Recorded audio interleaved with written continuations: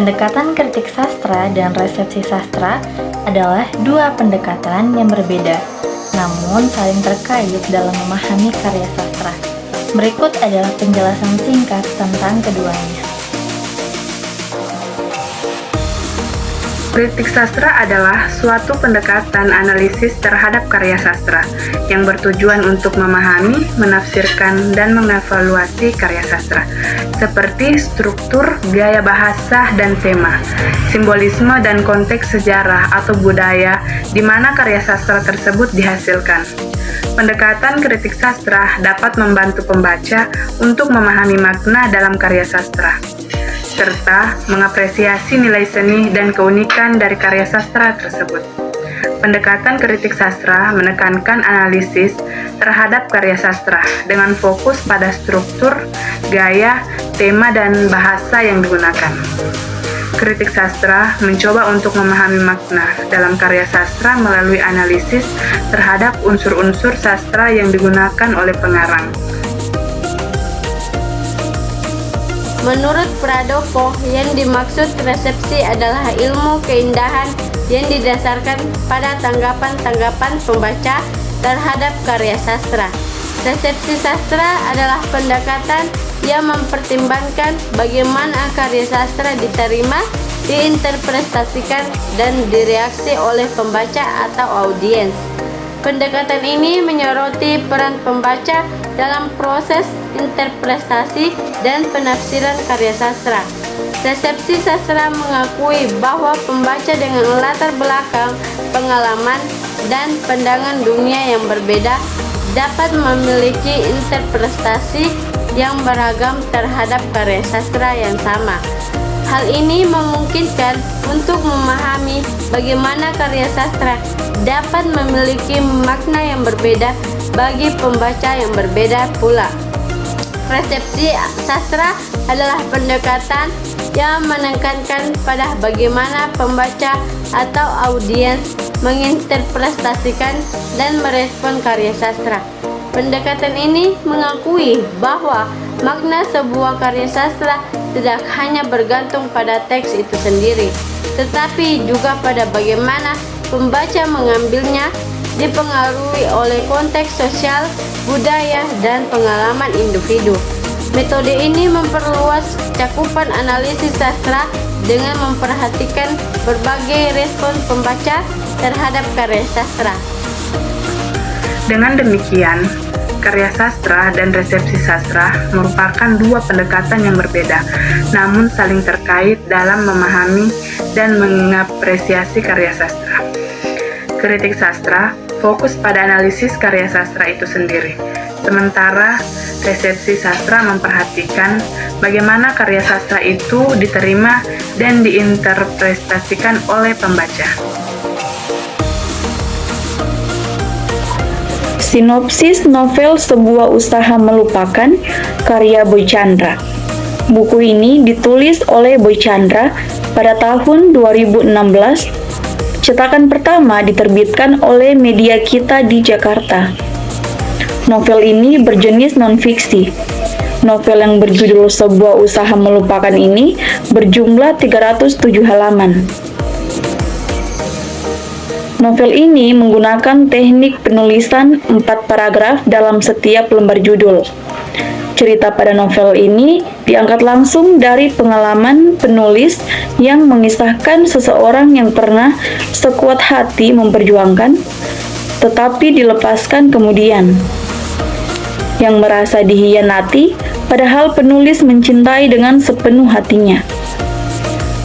Pada suatu titik, penulis berpikir untuk berhenti jatuh cinta. Apalah artinya segala yang diperjuangkan sepenuh hati hanya membalas separuh hati? Apalah gunanya harapan yang dipertahankan tetapi tak pernah dipertahankan?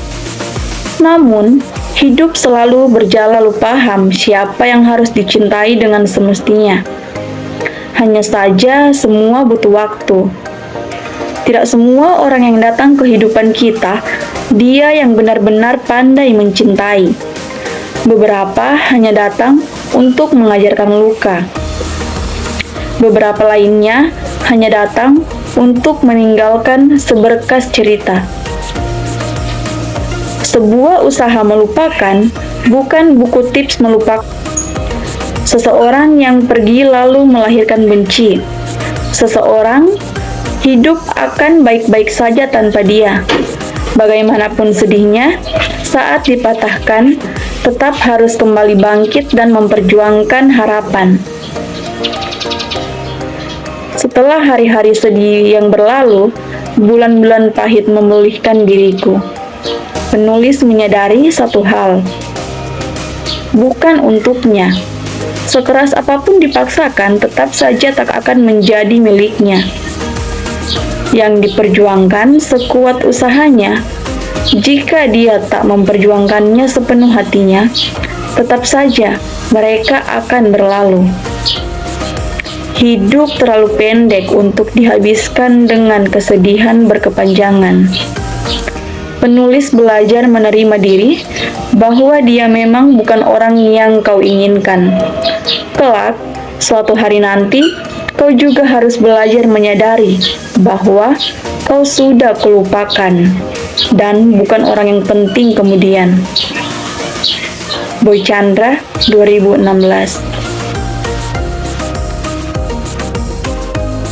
Setelah membaca novel yang berjudul Sebuah Usaha Melupakan karya Boy Chandra, melalui analisis pendekatan resepsi yang ditemukan dalam cerita ini antara lain, novel ini dapat dikatakan novel pembangun jiwa, karena di dalamnya menceritakan kisah percintaan seorang lelaki yang ditinggalkan oleh kekasihnya. Kita dapat merasakan apa yang dirasakan pengarang dalam novel ini, seakan kita ikut serta dalam ceritanya, di mana seorang lelaki yang berusaha sekuat mungkin dan melakukan berbagai cara agar dapat melupakan kekasihnya yang telah pergi meninggalkannya.